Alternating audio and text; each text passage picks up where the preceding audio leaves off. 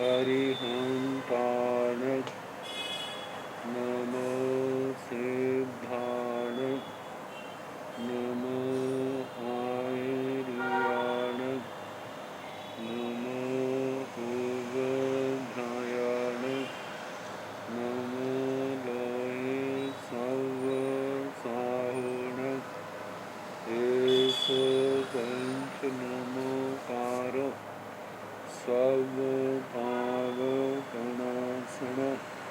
मंगलानां सन्न्यासी परमं भवै मंगलम्।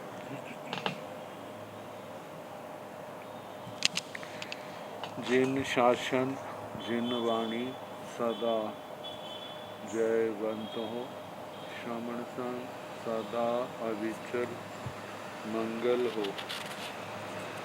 मुक्ति को प्राप्त श्रमण भगवान महावीर स्वामी, उनकी परम पावन कल्याणी भागवती वाणी वाचक प्रमुख श्री इंद्रभूति गौतम आदि गणधर भगवंत युग प्रधानाचार्य परम पूज्य श्री सुधर्मा स्वामी जी महाराज, उनकी परम पावन पाठ परंपरा वर्तमान आचार्य ध्यान योगी परम पूज्य श्री शिव मुनि जी महाराज एवं गुरुजन सबके पावन चरण सोजों में मेरा अनंत अनंत वंदना नमस्कार।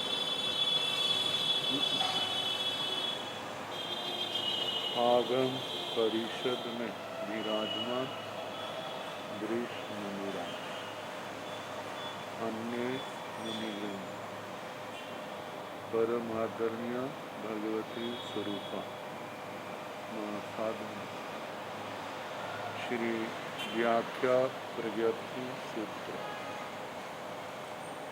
इसका दूसरा नाम श्री भगवती सूत्र की वाचना प्रारंभ है। प्रथम शतक का तीसरा उद्देश्य सुनाया जा रहा है।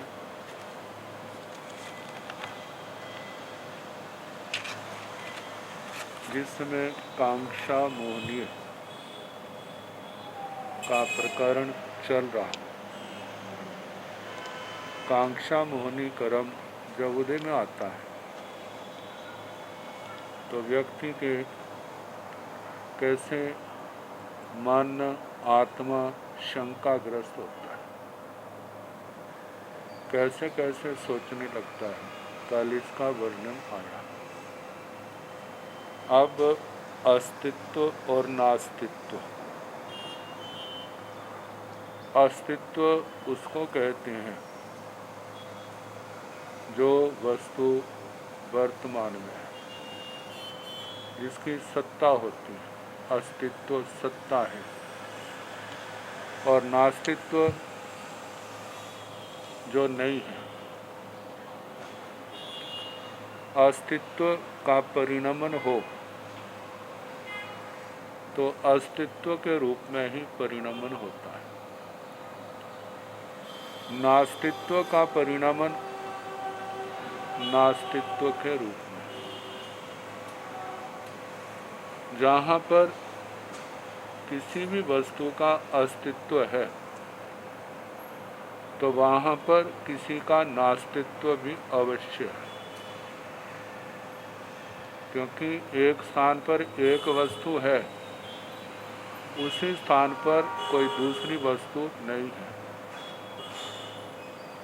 मानो एक स्थान पर मिट्टी का घड़ा है तो उस स्थान पर मिट्टी का घड़ा तो है, लेकिन लोहे का घड़ा तो नहीं उसके स्थान पर। लोहे का कलश नहीं है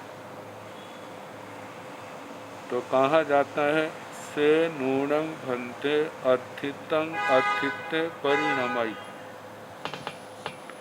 नथितं नथिते परिणमय। हंता गोयमा जाब परिणमय जांग तांग भंते अर्थितं अर्थिते परिणमय नत्थितं नत्थिते परिणमय तांग किंग पोगसा बीससा गोयमा पोगसा भी तांग बीससा भी तांग जाहाते भंते अर्थितं अर्थिते परिणमय ताहाते नत्थितं नत्थिते परिणमय जाहाते नत्थितं नत्थिते परिणमय ताहाते अर्थितं अर्थिते परिणमय हंता गोयमा जहाँ में अर्थितं अर्थिते परिणमय ताहा में नत्थितं नत्थिते परिणमय जहाँ में नत्थितं नत्थिते परिणमय ताहा में अर्थितं अर्थिते परिणमय से नूनं भंते अर्थितं अर्थिते गमनिजं जहाँ परिणमय ता दो अलाभगा ताहा ते यह गमनिजन भी दो अलाभगा भाणी अब्बा जाब जहाँ में अर्थितं अर्थिते गमनिजं जहाँ ते भंते एथं गमनिजं ताहा ते इहं गमनिजं जहाँ ते इहं गमनिजं ताहा ते एथं गमनिजं हंता गोयमा जहाँ में एथं गमनिजं जाब ताहा में एथं गमनिजं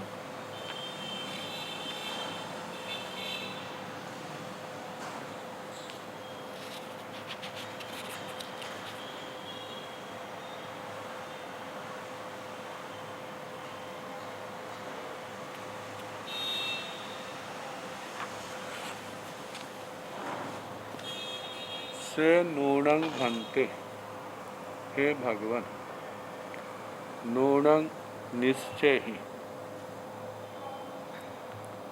भंते भगवान अर्थितं अर्थिते परिणमय अस्तित्व अस्तित्व के रूप में परिणत होता है नत्थितं नत्थिते परिणमय नास्तित्व नास्तित्व के रूप में परिणत होता है जैसे मानो मिट्टी है मिट्टी का अस्तित्व है अब मिट्टी का कुम्हार ने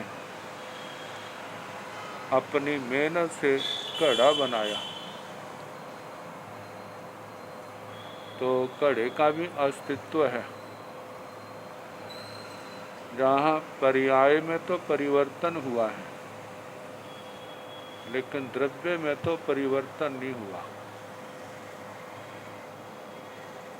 पहले भी मिट्टी थी अब भी मिट्टी है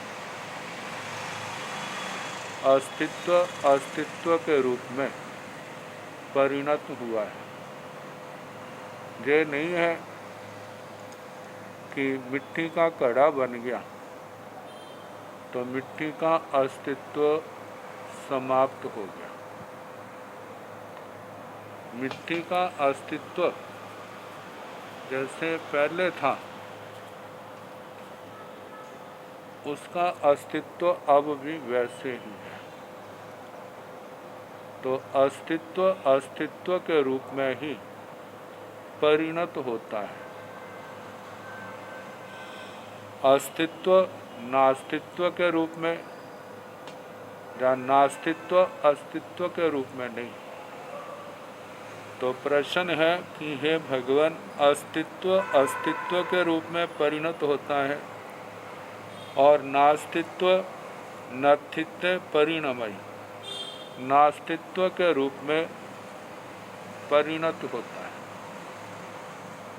जैसे अस्तित्व का अस्तित्व के रूप में परिणमन हुआ अब जिसका हमने अस्तित्व ग्रहण किया उस स्थान पर किसी अन्य द्रव्य का अस्तित्व ग्रहण नहीं किया जा रहा। जैसे बताया था, मिट्टी का कड़ा जहाँ है वहाँ मिट्टी का तो है, वहाँ पर दूसरे द्रव्य की वस्तु वहाँ पर नहीं है, वहाँ पर उसका नास्तित्व है। तो जैसे जो नास्तित्व पहले था, उस द्रव्य जो मिट्टी का द्रव्य लिया है, जब मिट्टी से कड़ा बन गया है, तो वैसे ही दूसरे द्रव्य का नास्तित्व फिर भी वहाँ पर है।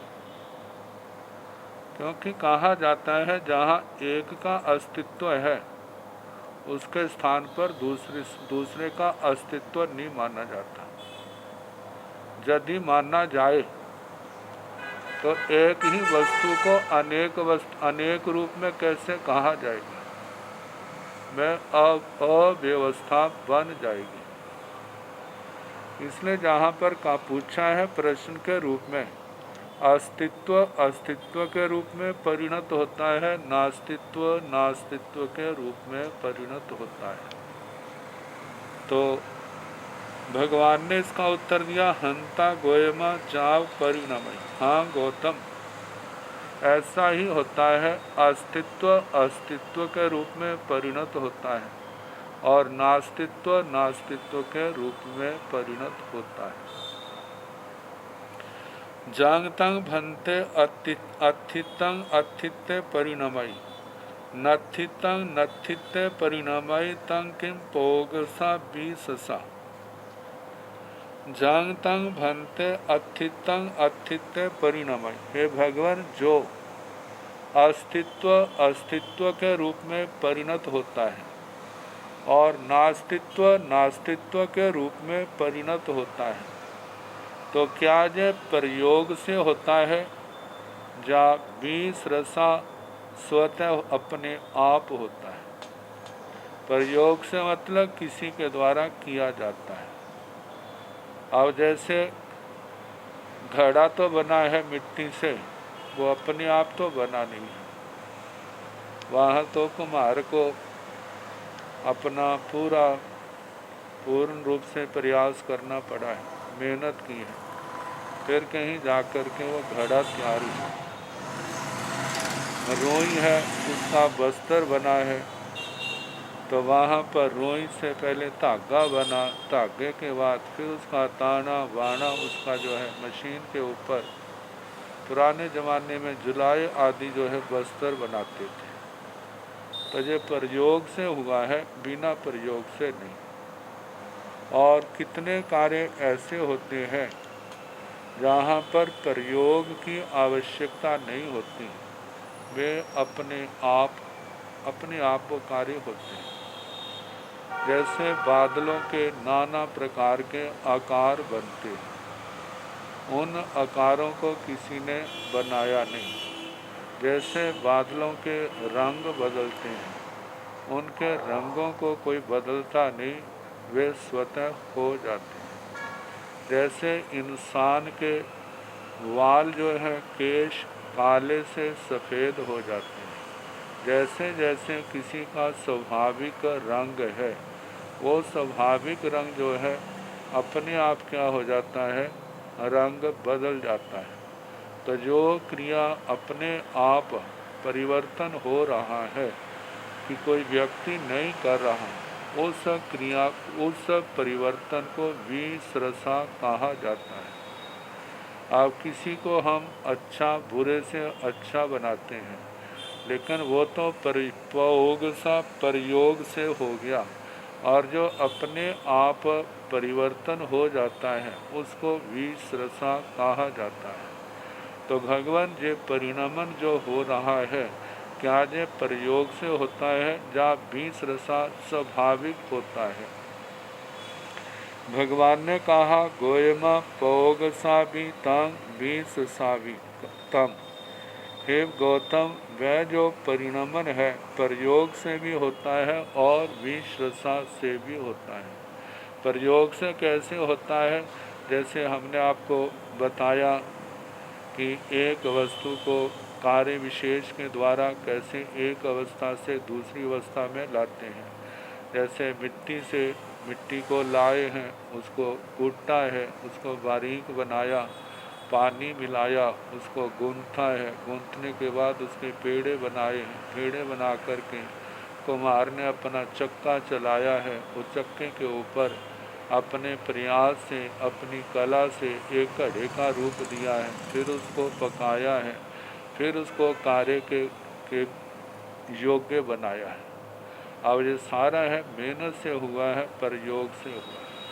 और कितनी बार ये बातें बादलों का दृष्टांत दिया, ऐसे केशों का दृष्टांत दिया, ऐसे किसी प्रकार जैसे फुलवैरी होती है उसको कोई करता थोड़ा है, अपने आप रंग क्या पड़ जाता है, सफ़ेद पड़ जाता है। ऐसे और भी जो है अपने आप जो क्रियाएं होती हैं उनको विश्वसा कहा जाता है। तो ये जो परिणमन है प्रयोग से भी होता है और विश्वसा परिणाम से भी होता है। फिर आगे बताया है जहाते भन्ते अथितं अथिते परिणमय ताहाते नथितं नथिते परिणमय। जहाते नथितं नथिते परिणमय ताहाते अथितं अथिते परिणमय। इसी बात को फिर कहा कि हे भगवान जहाते अथितं अथिते परिणमय। जैसे आपके मत से अस्तित्व अस्तित्व के रूप में परिणत होता है, वैसे ही आपके मत में नास्तित्व नास्तित्व के रूप में परिणत होता है। जहाते नथितं नथिते परिणमय। जैसे आपके नास्तित्व नास्तित्व के रूप में परिणत होता है, ताहाते अस्तित्वं अस्तित्व परिणमय। ऐसे ही अस्तित्व भी आपके मत में अस्तित्व के रूप में ही परिणत होता है। इनको आगे पीछे करके फिर पूछा है। भगवान ने कहा हंता गोयमा हाँ गौतम जहाँ में अस्तित्वं अस्तित्व परिणमय ताहा में नथितं नथित्व परिणमय। हे गौतम, जैसे मेरे मत में अस्तित्व अस्तित्व के रूप में परिणत होता है, ताहा में नथितं नथित्व परिणमय, उसी प्रकार मेरे नास्तित्व नास्तित्व के रूप में परिणत होता है। जहाँ में नथितं नथित्व परिणमय ताहा में अस्तित्वं अस्तित्व परिणमय। जैसे मेरे नास्तित्व नास्तित्व के रूप में परिणत होता है, वैसे ही अस्तित्व अस्तित्व के रूप में परिणत होता है। से नूनं भन्ते अस्तित्वं अस्तित्व गमनिजं। हे भगवान, जो अस्तित्व अस्तित्व के रूप में परिणत होता है, क्या इसको इसी प्रकार समझना, इसी प्रकार जानना।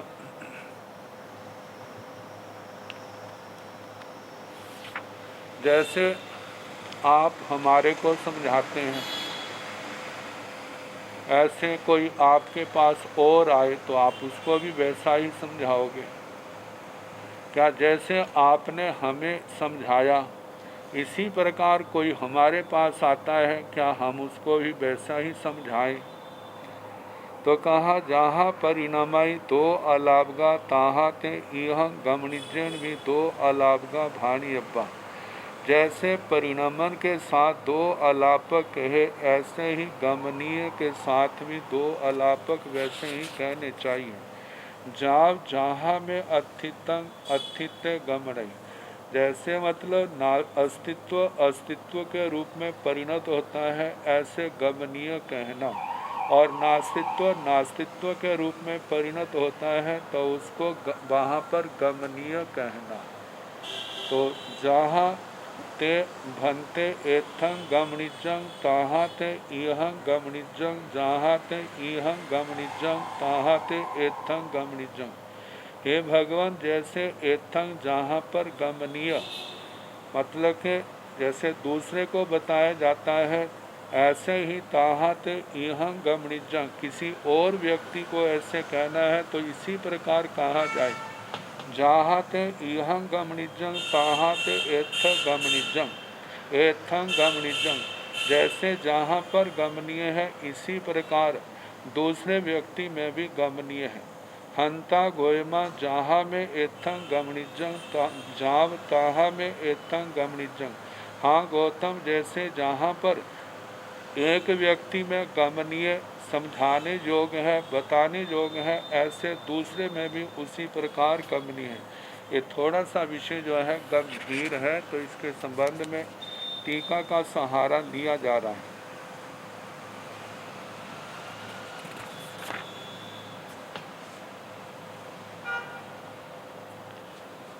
तो बताया है। इसके पश्चात गौतम स्वामी ने पूछा, हे भगवान, क्या अस्तित्व में गमनीय है?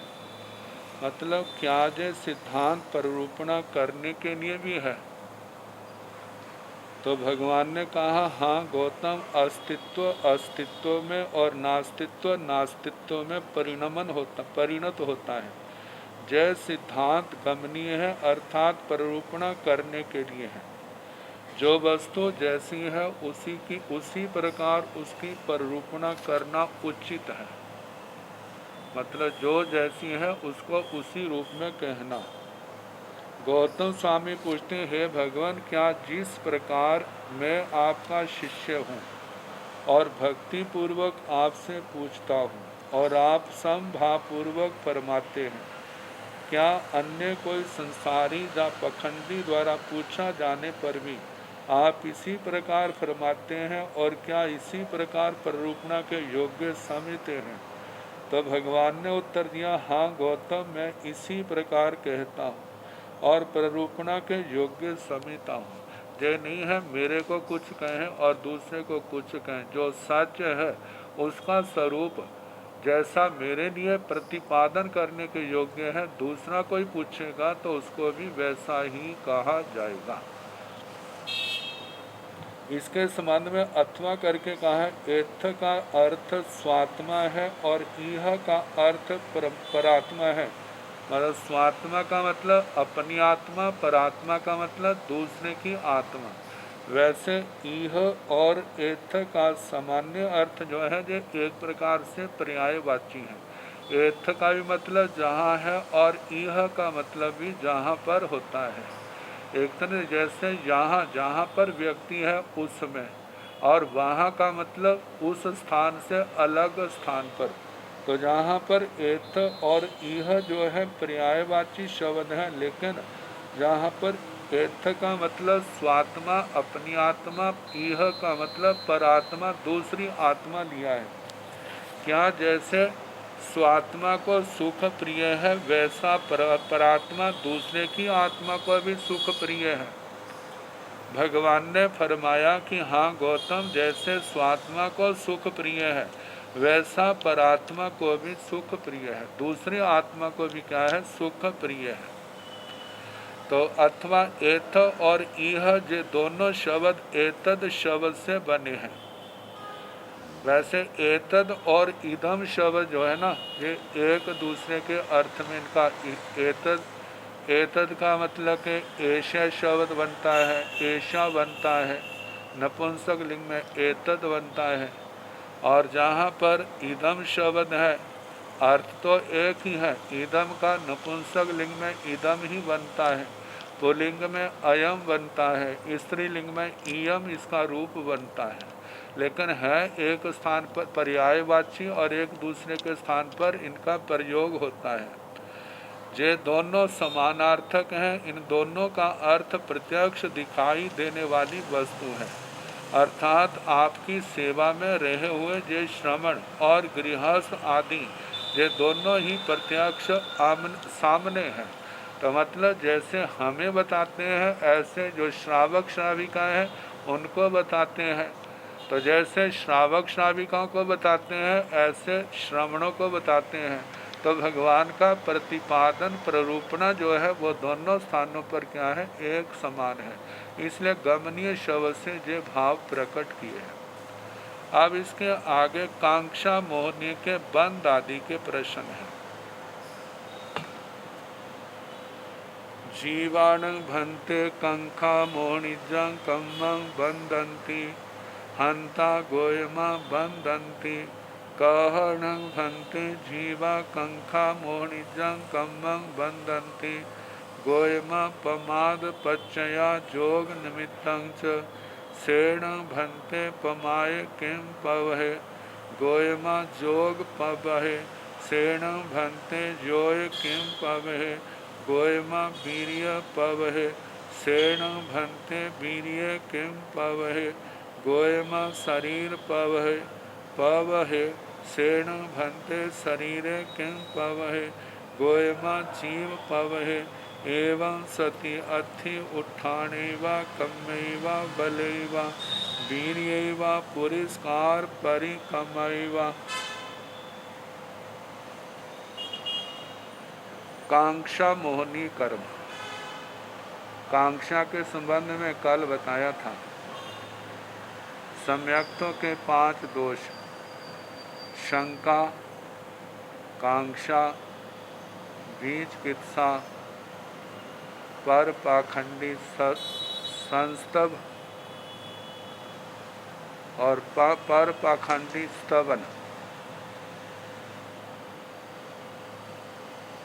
तत्व के प्रति जो निर्ग्रंथ प्रवचन में अरिहंत परमात्मा ने कहा है उसके प्रति शंका करना, क्या ऐसा है या नहीं,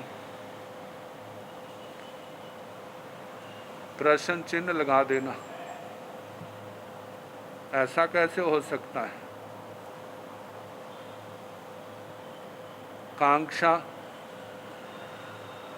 परिसय उपसर्गों से घबरा करके अन्य मतों की जहाँ पर सुविधा बहुत है उन संप्रदायों की, उन मतों की चाहना करने लग जाना।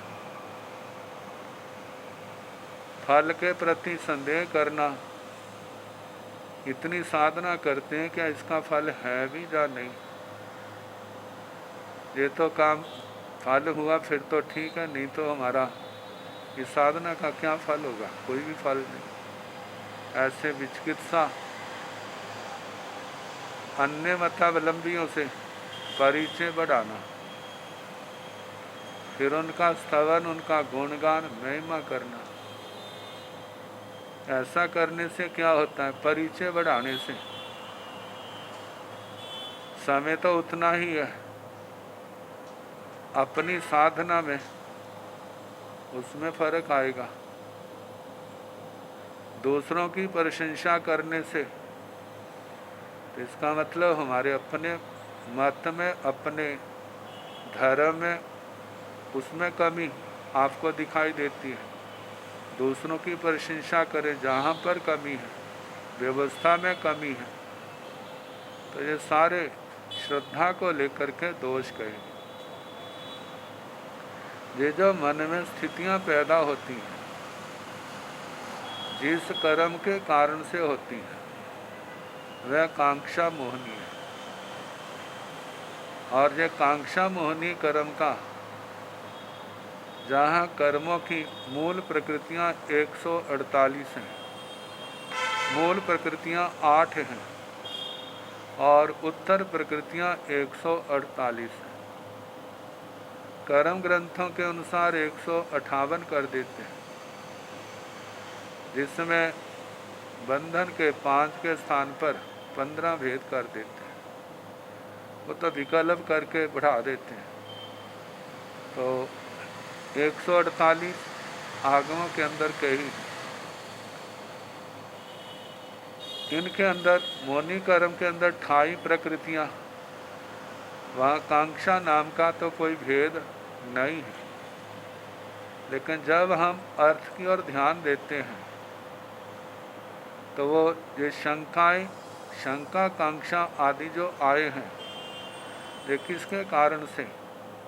तो दर्शन मोहनी के अंदर ही क्या आएगा? जे उसी स्वरूप में जे प्रश्न जे समाएगा। सम्यक्त मोहनी के पुद्गल पूर्ण विशुद्ध है, तो वहाँ तो श्रद्धा शुद्ध है। लेकिन जिस समय सम्यक्त मोहनी के अंदर मिथ्यात्व मोहनी के परमाणुओं का समावेश हो जाता है, मिथ्यात्व का जोर पड़ने लग जाता है, तो उस समय सम्यक्त्व के कमजोर परमाणु पड़ते हैं तो उस समय आत्मा के अंदर ऐसे भाव आते हैं। कहा जब कर्म है तो उसका सामना तो आत्मा को ही करना होगा। जब ऐसा प्रभाव कर्मों का जोर पड़े तो उस समय आत्मा को स्वयं ही जागरूक होना पड़ेगा। जो अपने गुरुजन है, साधर्मी जन है, उनका सहयोग लेना होगा। श्रद्धा भक्ति से, विनम्रता से उनसे पूछना, समाधान लेना। समाधान हो सकता है, ऐसा नहीं है, लेकिन वर्तमान में समस्त प्रश्नों का समाधान हो जाए तो कहीं ना कहीं पर कमी रह जाती है। क्योंकि वर्तमान में कैसे होगा? कहाँ तो द्वादशांगी वाणी के ज्ञाता, तो आजकल तो 11 अंग भी देखा जाए तो वो पूर्ण नहीं है। बाकी उत्तरकालीन ग्रंथों का श्रोत स्थविरों ने रचना की है, बहुत समाधान किए हैं, फिर भी कोई ना कोई रह जाता है। जब समाधान ना हो तो उस समय क्या करना? तो कल सूत्र आया था और ये सूत्र श्री आचार्य सूत्र के प्रथम स्कंद में भी आया। उस समय क्या भाव रखे? तमेव सच्चम निसंकम जंग जीणे ही पवेगी। वह सत्य है, शंका से रहित है, जिसकी प्ररूपणा अरिहंत परमात्मा के द्वारा की गई, जो आगमों के अंदर आया है। अब ऐसी धारणा बनाता है तो ऐसा व्यक्ति जो है इस कांक्षा मोहनी की दलदल को पार कर जाता है।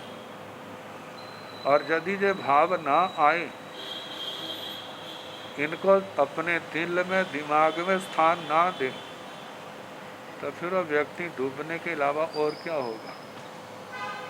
डूबने से बचना है तो श्री गौतम स्वामी ने हमारे सामने ये नावा रख दी।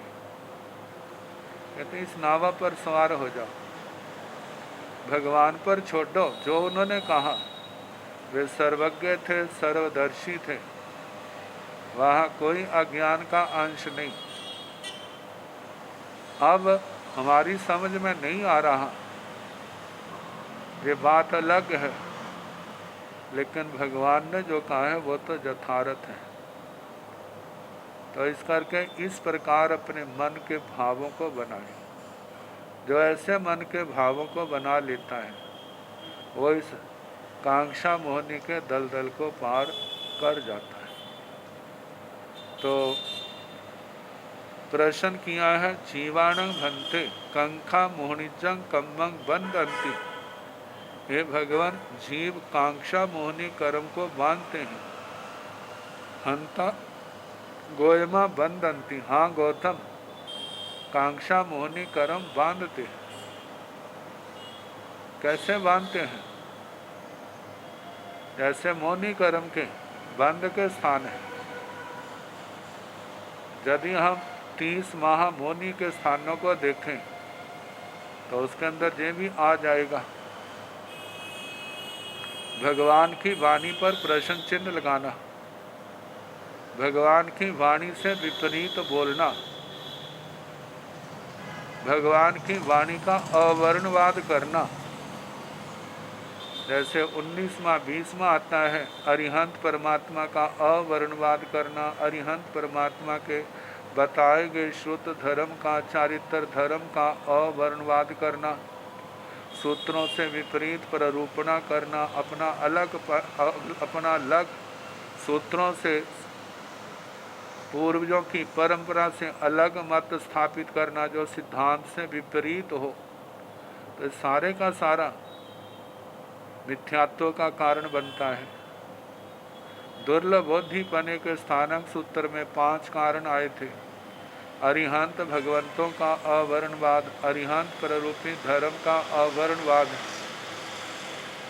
आचार्य उपाध्याय आदि का अवर्णवाद, चतुर्विध संघ का अवर्णवाद, जिन देवताओं ने पूर्व जन्म में तप, संयम, नियम, व्रत पाले हैं उन देवताओं का अवर्णवाद, जिन्होंने पूर्व जन्म में सम्यक प्रकार से साधना की है, आराधकता के स्थान को पाया है, उनका अवर्णवाद करना। आखिर ये अवर्णवाद क्या बनता है? दुर्लभ बोधि बने का कारण, आत्मा के मिथ्यात्व का कारण। तो जहाँ पर पूछा है भगवान जीव क्या कांक्षा मोहनी कर्म बांधते हैं, भगवान ने कहा हंता गोयमा बंधंती, हाँ गौतम बांधते हैं। तो कहन भंते जीवा कंखा मोहनी जंग कम्बंग बंधंती, हे भगवान जीव कांक्षा मोहनी कर्म कह कम्बंग कह बंधंती, कैसे बांधते, बांधने में कारण क्या बनता है? गोयमा पमाद पच्चया जोग निमित्तं च, हे गौतम दो कारण बनते हैं, प्रमाद, प्रमाद प्रत्यय, प्रत्यय निमित्त अर्थ में आ गया, प्रमाद कारण बनता है। दूसरा जोग निमित्तं च, जोग, योग मन वचन काया है, प्रमाद और योग दो शब्द आ गए। मन वचन काया यदि मोहनी कर्म से अलग है तो ये कांक्षा मोहनी कर्म के बंध का कारण नहीं बनते, क्योंकि अकशाई अवस्था में केवल योग तो है, इनका प्रयोग भी होता है, लेकिन ईर्यापथि की बंध होता है, संप्राय की बंध नहीं होता। जब योगों के साथ कषाय आ जाते हैं, मोहनी कर्म के कारण से उत्पन्न हुए विकार इन योगों के साथ मिल जाते हैं। अब वह मोहनी कर्म के विकार और साथ में योग जो है, जब दोनों इकट्ठे हो जाते हैं तो ये देखा जाए कांक्षा मोहनी तो एक कर्म का, मोहनी कर्म का एक भेद है, फिर तो ये सारे मिल करके आठों कर्मों के बंध का कारण बन जाते हैं। ज्ञान वर्णी का भी, दर्शन वर्णी का भी, वेदनीय मोहनीय आयु नाम गोत्र अंतराय सबके कारण बन जाते हैं। लेकिन कांक्षा मोहनी के संबंध में पूछा जा रहा है तो कांक्षा मोहनी का बताया जा रहा है प्रमाद और योग ये दोनों कारण बनते हैं इसके बंध का कारण। अब प्रश्न है सेण भंते पमाय किम पवहे, हे भगवान प्रमाद ये किसके माध्यम से बहता है, इसका प्रवाह किस माध्यम से होता है, ये प्रमाद किस कारण से जीव को आता है, या प्रमाद का कैसे पता चलता है ये प्रमाद कर रहा है।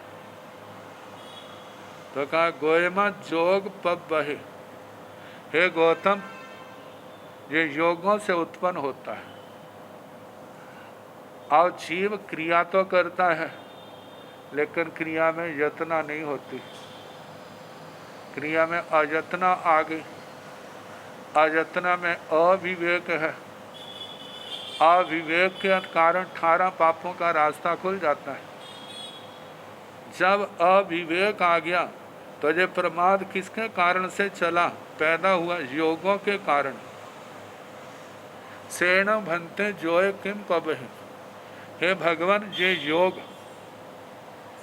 योग किससे उत्पन्न होते हैं, मानो मन वचन काया में स्पंदन होता है, मन वचन काया क्रियाशील होते हैं, क्योंकि आत्मा चेतनाशील है।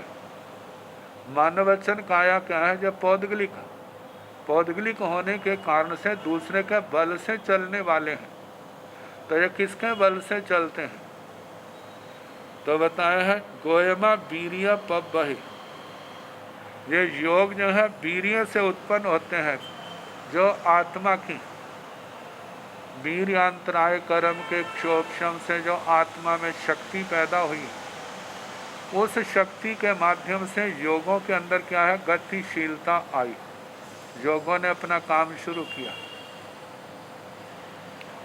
सेण भंते वीर्य किम पवहि, भगवान ये जो वीर्य है, शक्ति है, ये किससे उत्पन्न होता है, एक तो आत्मा का गुण है, जब वीर्यांतराय कर्म के क्षोभम से क्या हुआ, पैदा हुआ, या क्षय से पैदा हुआ है, और एक जो है अब उसको भी प्रकट होने के लिए साधन चाहिए आगे कार्य करने के लिए। तो कार्य करने का साधन है शरीर। तो कहा जे वीर्य किससे उत्पन्न हुआ? गोयमा शरीर पब है।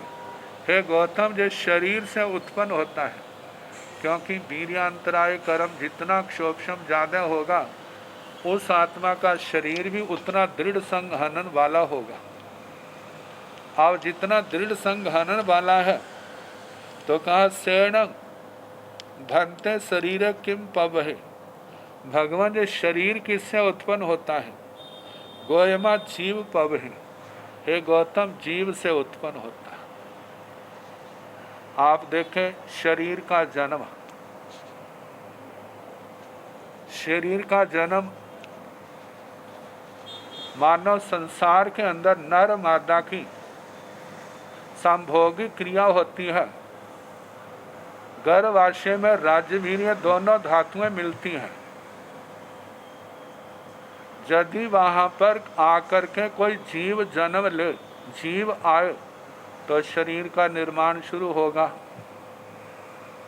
यदि कोई जीव नहीं आता है तो 12 मुहूर्त के बाद वो पुद्गल क्या हो जाएंगे? विध्वंस भावम आगच्छन्ति, विध्वस्त हो जाते। तो शरीर का निर्माण किसके कारण से हुआ? जीव के कारण से। जीव आया वहाँ पर, तो उसके बाद तेज शरीर के कारण से, कार्बन शरीर के कारण से आगे शरीर का निर्माण हुआ है। अब यदि वहाँ पर जीव ना आता तो शरीर का निर्माण कैसे होता? अपने आप तो होगा नहीं। अन्य मतों में तो ऐसा मान्य है कि शरीर का निर्माण पहले हो जाता है, फिर जीव डेथ होकर के उस शरीर के अंदर जाता है। लेकिन जैन आगमों की ऐसी धारणा नहीं है, आगे प्रकरणों में आएगा। जन्म के संबंध में कहा जीव आएगा तो आगे शरीर का निर्माण होगा। यदि वहाँ पर वो भी कौन सा जीव, समूर्छम तो होते हैं, लेकिन गर्भ जीव आएगा तो उसका क्या होगा? औदारिक शरीर से उदारिक शरीर का निर्माण प्रारंभ होगा, उस जीव के अपने प्रारब्ध, अपने कर्म के अनुसार। तो सेण भंते शरीर किम पवह गोयमा जीव पवह। हे गौतम, वह शरीर जो है जीव से उत्पन्न होने वाला है, उत्पन्न होता है। एवं सती अथि उठाणेवा कम्मेवा बलेवा वीर्यवा पुरस्कार पर कमेवा। एवं सती ऐसा होने पर अथि उठाणेवा, जे जीव है ना, अथि उत्थान, कर्म, बल, वीर्य, पुरस्कार, पराक्रम, जे आत्मा के अंदर प्रकट होते हैं। जब ये प्रकट होते हैं तो उसके बाद क्रियाएं होती हैं। जब क्रियाएं होती हैं तो क्रिया के माध्यम से कर्म का बंध होता है। अब कर्म का बंध यदि अकशायी अवस्था है जीव की, तब तो ईर्यापथ्य की बंध होगा। यदि शोकशायी अवस्था है, सराग अवस्था है, तब उसके अंदर स्थिति बंध, अनुभाग बंध जे उसके अंदर पड़ेंगे। और जितने जितने जो विकारों की प्रधानता आत्मा विकारों से प्रभावित होगा, उतना प्रगाढ़, उतना कर्म का बंध होगा। यदि विकारों की जितनी प्रधानता है, उतना ही कर्म का प्रगाढ़ बंद होगा। और ये विकार कषाय जितने हल्के होंगे, उतना कर्म का बंध भी क्या होगा? हल्का होगा। तो कांक्षा मोहनी कर्म का बंध जो है कैसे प्रगाढ़ होगा? जितना इस आत्मा के अंदर कांक्षा मोहनी का जितना जबरदस्त उदय होगा मिथ्यात्व का, तो उतना ही क्या होगा?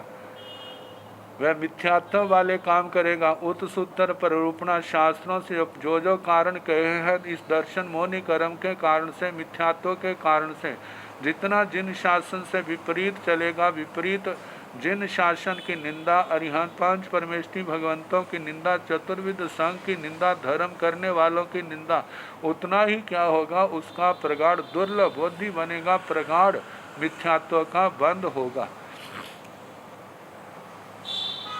अब जहाँ पर प्रमाद के संबंध में मूल हेतु तो योगों के माध्यम, योगों के साथ जब प्रमाद मिला है तभी जो कांक्षा मोहनी कर्म का बंद हुआ है।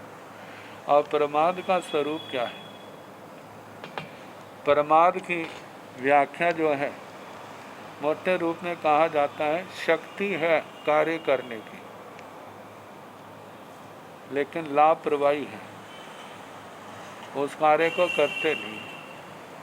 ये क्या है? प्रमाद। जैसे कोई ना बच्चे का दिमाग बहुत होता है, एकदम किसी बात को पकड़ लेता है, समझ लेता है, लेकिन इस प्रमाद के कारण से लापरवाही आ गई उसके अंदर, पढ़ने में उसका मन ही नहीं लगता। नहीं लगने के कारण से व्यर्थ की बातों में वो अपने आप को लगाए रखेगा, जबकि वो अध्ययन में, धर्म आराधना में लगाए तो धर्म आराधना बहुत करेगा, उसके अंदर क्षमता है। लेकिन पूर्व जन्म का धर्म का अंतराय ऐसा कि जिसके कारण से उसके अंदर स्थिरता नहीं आती। स्थिरता नहीं आने के कारण से फिर संसार का अनुराग होने के कारण से गलत कार्य करता है। अपने धर्म की उपेक्षा करना और संस्थारा पापों के अंदर अपने आप को लगा के रखना, ये सारा स्वरूप किसका है? प्रमाद का है। तो इसके 5 भेद भी हैं, जैसे मध्य, विषय, कषाय, निद्रा, भी कथा, ये 5 भी हैं और 8 भेद भी किए हैं। 8 भेदों का वर्णन किया है, जैसे अज्ञान, संशय, संदेह करना, मिथ्या ज्ञान, राग द्वेष, मति भ्रंश, धर्म में अनादर बुद्धि, अशुभ योग, दुर्ध्यान, ये प्रमाद के 8 भेद हैं। कहा जाता है इनको जानने की सार्थकता कब है? जब इनका परित्याग किया जाएगा, एक एक क्षण का सदुपयोग किया जाएगा, संयम हमारा निर्दोष हो, हमारी श्रद्धा निर्मल हो, हमारी श्रद्धा आगम के अनुसार हो, भगवान की वाणी के अनुसार हो, और संयम जो है उसके लिए हर समय ये ध्यान रखना, जिन दोषों से हम बच सकते हैं उनसे बचा जाए। जितना बचा जाएगा हमारा संयम उतना ही क्या होगा? निर्दोष होगा।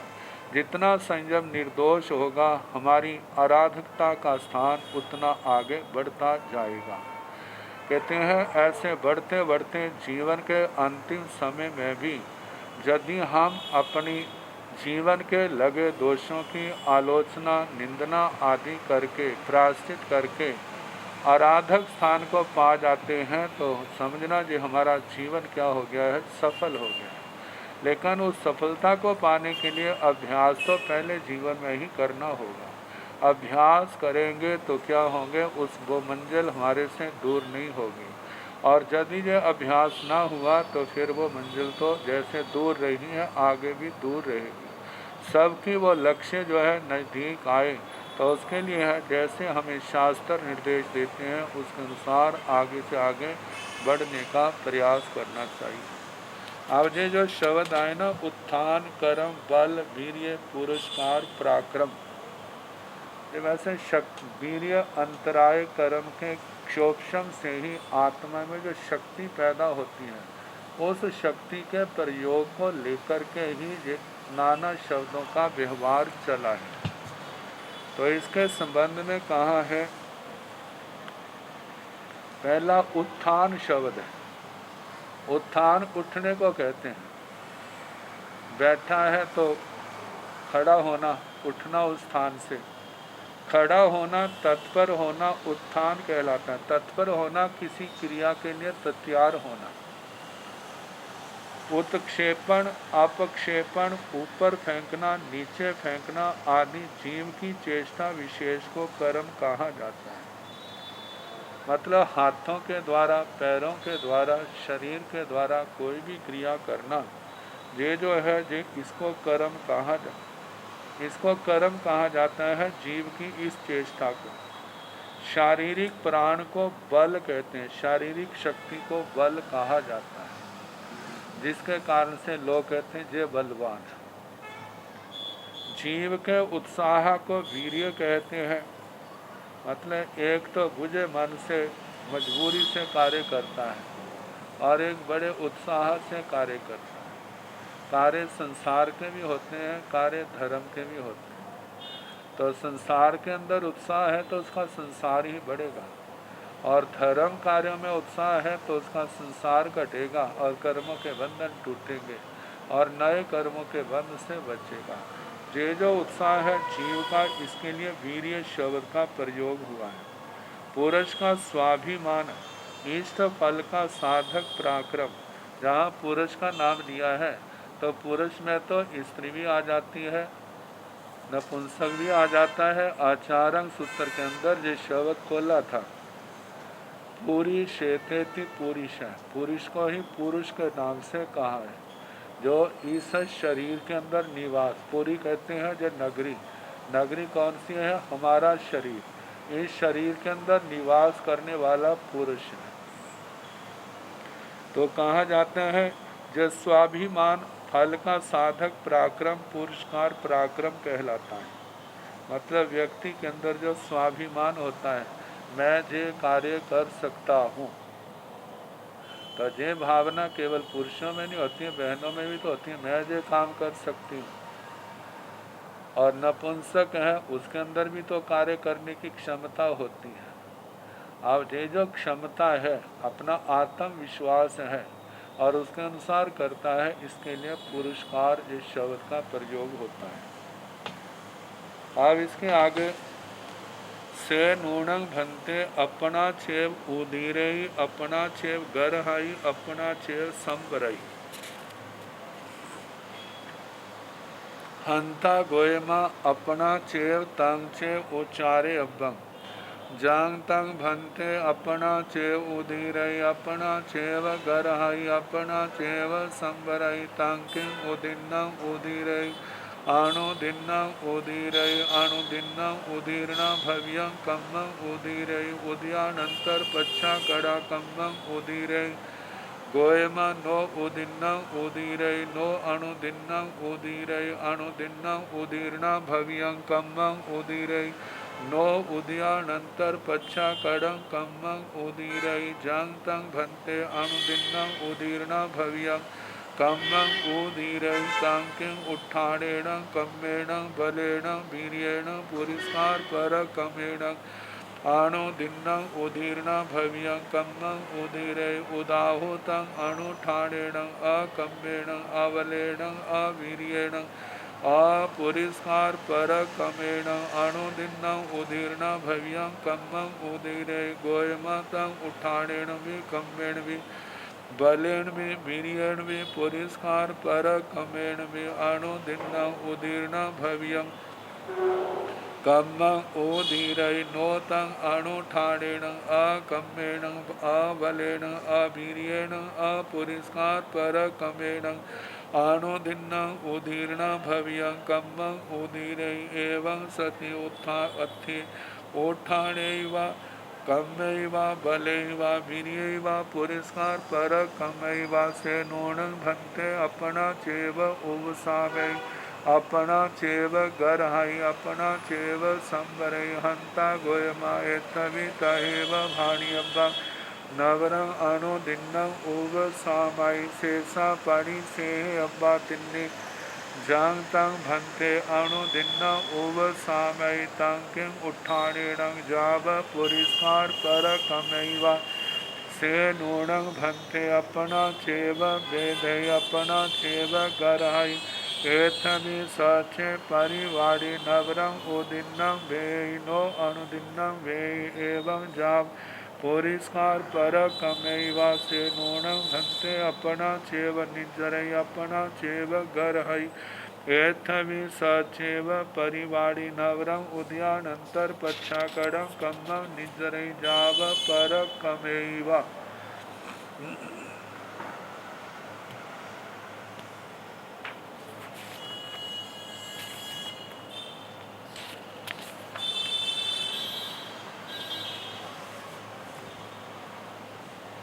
से नूणं भंते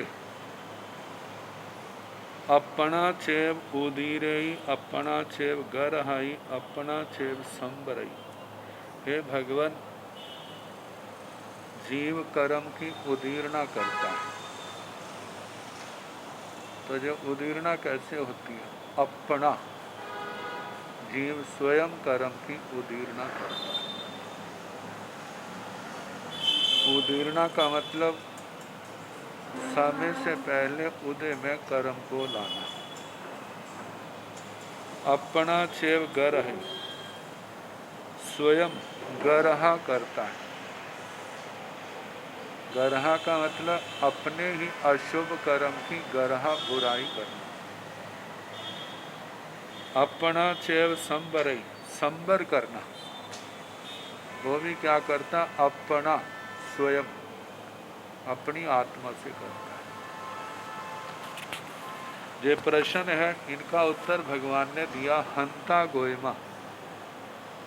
हाँ गौतम, अपना चेव, आत्मा, अपनी आत्मा से ही उदीर्णा करता है, आत्मा से ही गरहा करता है और आत्मा से ही संबर करता है।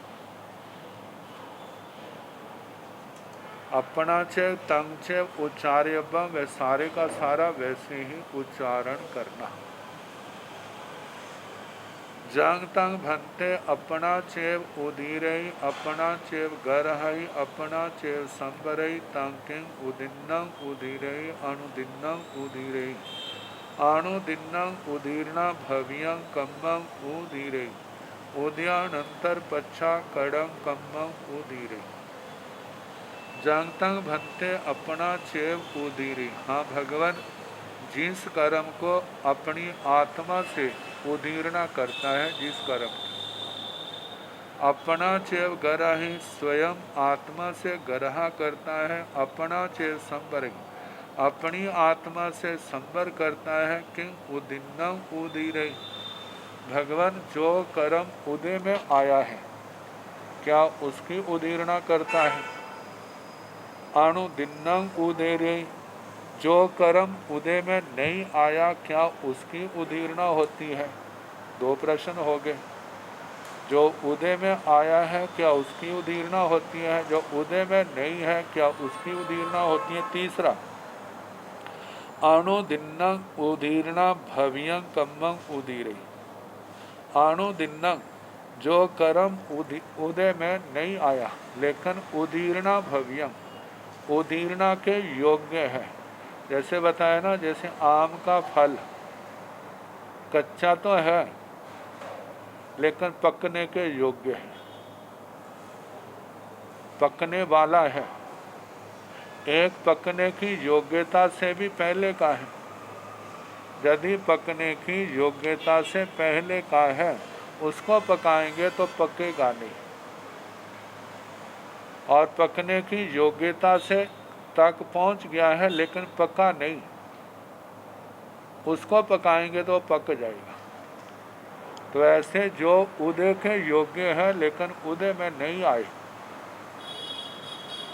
उदीर्णा भव्यम, उदीर्णा के योग्य है लेकिन अनुदिन्नम, अभी उनका उदय नहीं आया, उन कर्मों की उदीर्णा करता है। जहाँ उदयानंतर पच्छा कड़म कम्मं उदीरे, जिस जो कर्म उदय में आया उसको भोग लिया, क्या उस कर्म को, उस कर्म की उदीर्णा करता है? तो इसका उत्तर भगवान ने दिया, गोयमा नो उदिन्नं उदीरई। हे गौतम, जो कर्म उदय में आया है उसकी उदीर्णा नहीं होती, उसकी उदीर्णा नहीं करता। नो अनुदिन्नं उदीरई, जो उदय में नहीं है उसकी भी उदीर्णा नहीं करता। अनुदिन्नं उदीर्णा भव्यं कम्मं उदीरई, जो कर्म उदय में नहीं आया लेकिन उदीर्णा के योग्य है उस कर्म की उदीर्णा करता है। नो उदयानंतर पच्छा कड़ं कम्मं उदीरे, जो उदय के अनंतर कर्म भोग लिया, अब नो कर्म का रूप बन गया, अब उसकी निर्जरा होनी है, उस कर्म की भी उदीर्णा नहीं करता। मतलब जो उदय में नहीं आया लेकिन उदय के योग्य है कर्म, उस कर्म की उदीर्णा होती है, दूसरे विकल्पों का निषेध करती है। अब इसके आगे जो उदीर्णा कैसे होती है, उत्थान कर्म बलवीर्य पुरस्कार पराक्रम से होती है, उसके बिना, इसका उत्तर जो है प्रश्न और उत्तर कल जैसे समय होगा कराने का प्रयास करें।